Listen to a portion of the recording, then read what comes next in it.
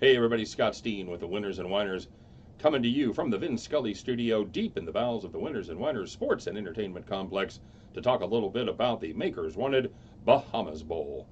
This game is at 12:30 on Friday, 12:30 Eastern Time, and it is sponsored by Makers Wanted. Anybody know what that is? Anybody read about it? Makers Wanted is the world's largest industrial park in Elk Grove, Illinois. That's actually what they want. They want makers, people that make things.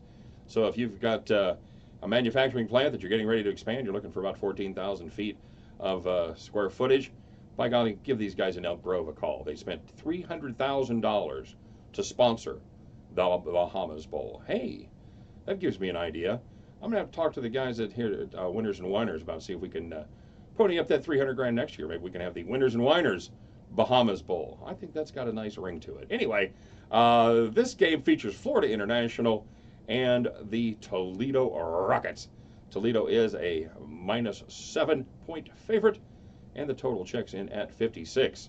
The way they got there, FIU finished third in Conference USA Eastern Division, while Toledo checked in at second in the MAC West. Tail of the tape goes like this: FIU 8-4 straight up, 9-3 against the number, very fine, and the over has cashed 7 times in their 12 contest. Toledo, on the other hand, 7-5 straight up, just 6-6 against the number, and 7-4 overs versus unders. You know, guys, this is going to be a game about a couple of injuries. The line on this game started at 6, moved briefly down to 4.5, and then settled at 5.5 until the news broke on Thursday that FIU starting quarterback James Morgan will not play. He's got a little issue with his arm soreness, and it's kind of a long-term thing where they're taking a look at the overall longevity of his career versus one game. I applaud the staff there at FIU, Butch Davis and the gang. Good quarterback. He was the newcomer of the year, Conference USA. Threw for 2,700 yards, 26 touchdowns, and just 7 picks. He's replaced by Christian Alexander. He's a redshirt sophomore, a 3-star recruit out of Lakeland, Florida. Big kid with a big arm, and he's got some wheels. They played him in some sub packages this season, just kind of a change of pace, and he ran the ball 14 times and averaged 7 yards per carry. He just might surprise you. He can throw the ball downfield. He's got a little bit of an accuracy issue, but if he gets hot, the kid might actually surprise some people. You know, I got to tell you, when this line moved from 4.5 to 7, 5.5 to 7, I really wanted to play a contrarian pick here. I really wanted to fade the public and jump on Florida International, but I just don't see it. I got to be honest with you. It's and the worries is not with the FIU quarterback.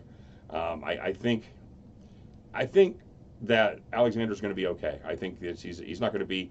He's probably going to be 80% as good as Morgan. Probably good enough to win. However, they've got problems on the defensive side of the ball. The FIU rush defense has just not been good this year, and they've been gashed by good teams, well, and frankly some other teams. They gave up 248 to Miami, good team. They gave up 281 to Charlotte, an okay team, and they gave up 439 rushing yards to FAU, decidedly not a good team this year. Toledo, unfortunately for FIU, what they like to do is run the ball. They average 42 carries a game, and on those 42 carries, they go for 5.3 yards per carry. That's tied with Bama, maybe you've heard of them, for 20th in the nation as far as yards per carry. The FIU rush defense, like I said, they are giving up 5 yards per carry, and that is good for 102nd in the country. That is going to be a problem, and it's what kept me away from playing the FIU Bulls.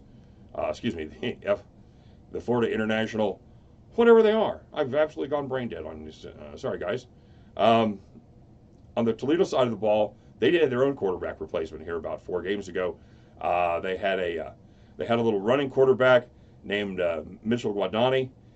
He was kind of a dual threat guy, and they replaced him with a more pro style guy, Eli Peters, a sophomore.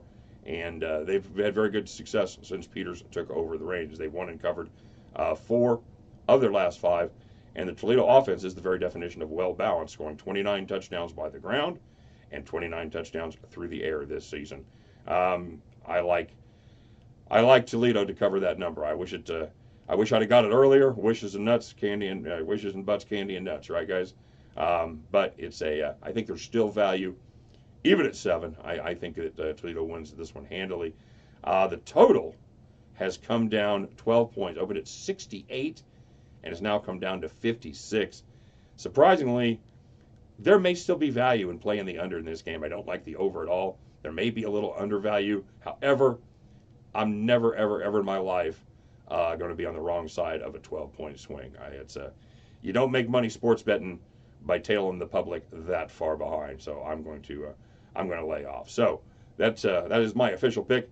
Take the Toledo Rockets -7, and you will join me as we head back to the window. Don't forget to like and subscribe. Check out all our other videos. Check us out at winnersandwiners.com and statsalt.com. Take care, you guys. We'll see you next time. Good luck.